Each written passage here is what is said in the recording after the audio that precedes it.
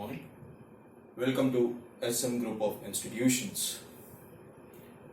आज हम 12th का टॉपिक फंडामेंटल्स ऑफ पार्टनरशिप शुरू करेंगे. ये शुरू करने के लिए सबसे पहले हमें क्लियर होना चाहिए कि पार्टनरशिप का मीनिंग क्या है.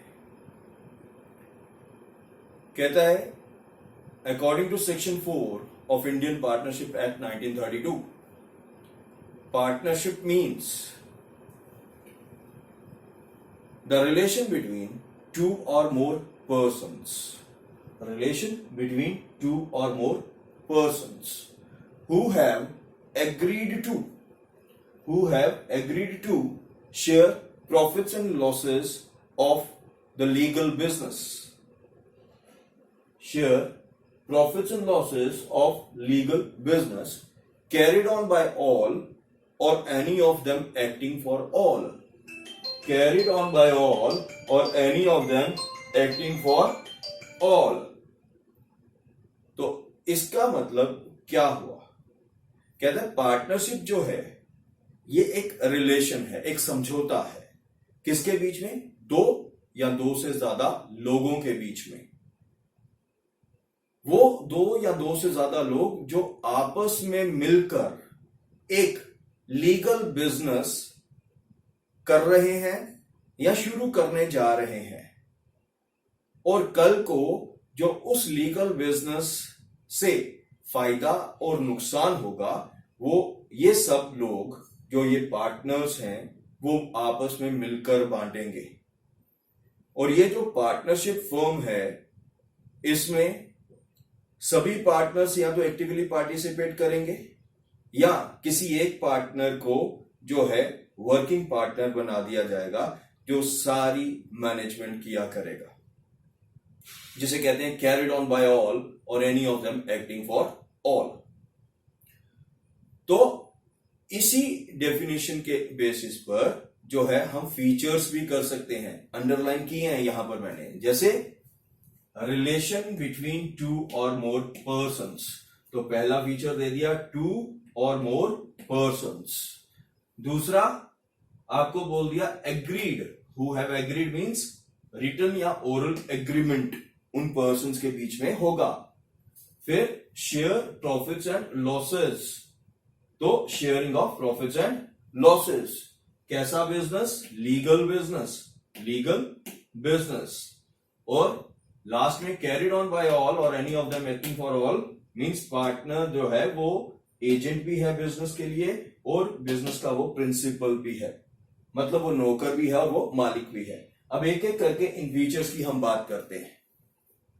सबसे पहले बोला गया टू या मोर पर्सन्स.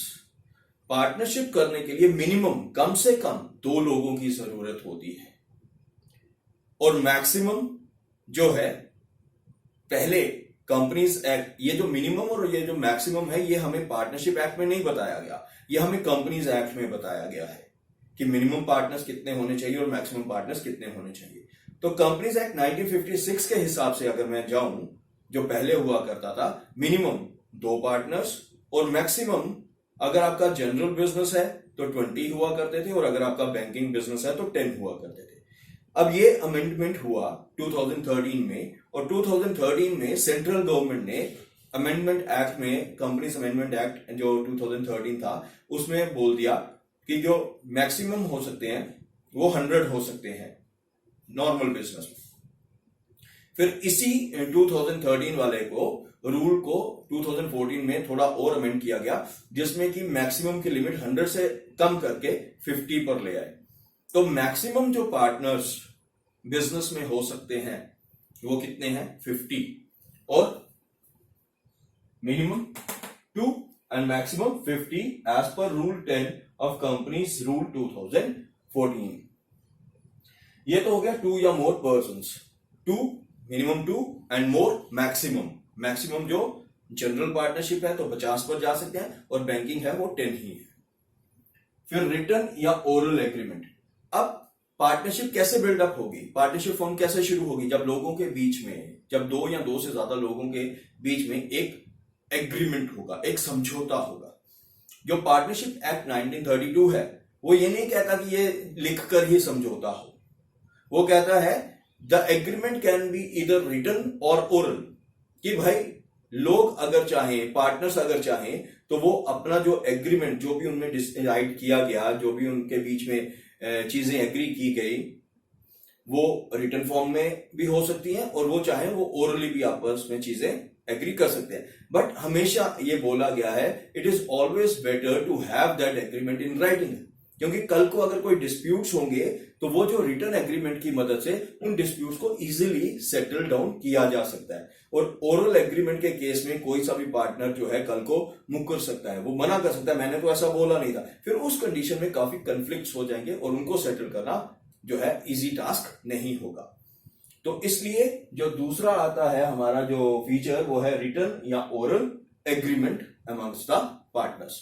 फिर तीसरा आ जाता है लीगल बिजनेस।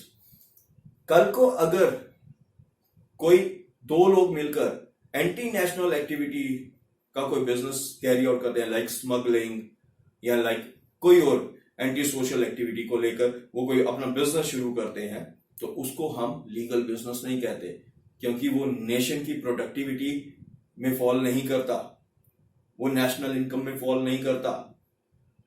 तो इसलिए वो बिजनेस जो नेशन की ग्रोथ और प्रोग्रेस में कंट्रीब्यूट करता है, जो नेशनल प्रोडक्टिविटी में कंट्रीब्यूट करता है, जो नेशनल इनकम में कंट्रीब्यूट करता है, जो जीडीपी हमारा बढ़ाता है, ग्रॉस डोमेस्टिक प्रोडक्ट, वैसे बिजनेस को लीगल बोला जाता है। तो पार्टनरशिप बिजनेस कौन सा होगा? जो लीगल होगा।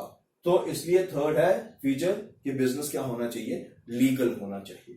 Fourth, sharing of profits and losses.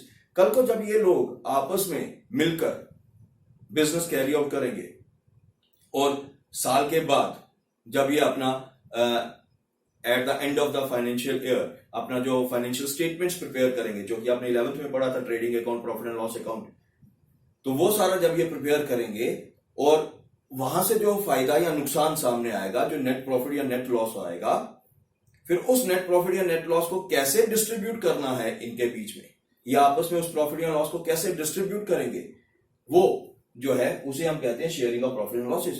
कल को जो भी प्रॉफिट्स और losses, distributable profits and losses निकलेंगे, वो पार्टनर्स आपस के बीच में कैसे बांटेंगे, आपस में वो प्रॉफिट्स और लॉसेस को कैसे डिस्ट्रीब्यूट करेंगे, ये भी जो है एक फीचर है पार्टनरशिप का, कि वो अपनी कैपिटल कॉन्ट्रीब्यूशन की रेशियो में करेंगे, या उन्होंने कोई एक प्रॉफिट शेयरिंग रेशियो बोला गया है, डिसाइड किया है, उस रेशियो में वो डिस्ट्रीब्यूट करेंगे, या किसी और तरह से डिस्ट्रीब्यूट करेंगे, वो मेंशन होगा। फिर partners act as an agent as well as a principal, जो कि मैंने आपको बताया था यहाँ पे, carried on by all or any of them acting for all, कि जो पार्टनरशिप बिजनेस है इसमें जो पार्टनर्स हैं वो प्रिंसिपल का रोल भी प्ले करते हैं, मतलब डबल रोल प्ले करते हैं, एक एजेंट का और एक प्रिंसिपल का। Carried on by all agent or any one of them acting for all principal. तो प्रिंसिपल की अगर हम बात करें और एजेंट्स की बात करें, एज एन एजेंट जो भी पार्टनर जो भी अपना किसी और के साथ जो भी एग्रीमेंट करके आ जाएगा किसी दूसरी फर्म के साथ, वो सब पर बाइंडिंग हो जाएगा। और एज अ प्रिंसिपल जो बाकी के पार्टनर्स करके आ जाएंगे एग्रीमेंट, वो प्रिंसिपल पर बाइंडिंग हो जाएगा। तो यहां पर ये डबल रोल प्ले करता है, एज अ प्रिंसिपल और एज अ एजेंट, कि business is carried on by all or any of them acting for all. तो ये है हमारा फंडामेंटल्स ऑफ पार्टनरशिप की शुरुआत में पार्टनरशिप का मीनिंग और उसके फीचर्स। तो एक बारी गो थ्रू। पार्टनरशिप क्या है? रिलेशन है। कैसा रिलेशन? Legal relation. कैसा रिलेशन?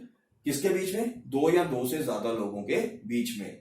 किस चीज के लिए? लीगल बिजनेस कैरी आउट करने के लिए, और कल को उस बिजनेस से जो भी फायदे और नुकसान होंगे वो आपस में शेयर करने के लिए। तो ये हमारा आज का टॉपिक, पार्टनरशिप, मीनिंग और उसके फीचर्स। अगर आपको वीडियो अच्छा लगे तो जरूर इसको सब्सक्राइब कीजिएगा, लाइक कीजिएगा, ताकि मैं आपको समय समय पर अगले वीडियोस भी शेयर करता रहूं। तब तक के लिए take care, stay safe, stay healthy and work hard. Thank you.